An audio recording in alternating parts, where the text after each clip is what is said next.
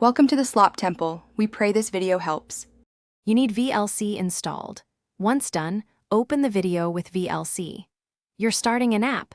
Go to Tools, right arrow Preferences, and switch to All Settings so you can change Advanced Output. Make sure the video is playing, then pause and resize the window roughly to the desktop area. This first step lets you access the video output options that put the render behind icons. Follow along exactly, and don't skip switching VLC to Advanced Mode. It's required for the next steps. Once in Advanced Preferences, navigate to Video and change output to DirectX or the Windows option available. You're doing this because the DirectX output exposes the wallpaper feature.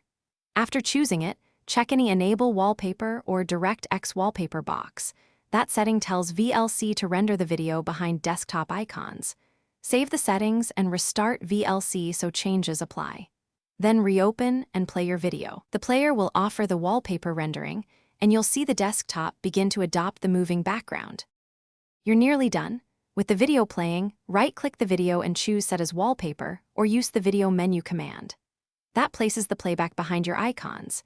If icons disappear or placement looks wrong, restart Explorer. EXE or Toggle show desktop icons to refresh the shell. If audio stops when wallpaper mode is active, unmute VLC or use a separate audio player because wallpaper rendering can pause sound in some builds. If nothing changes, revert output and try the alternate DirectX. Thanks for watching. Consider subscribing if we helped you.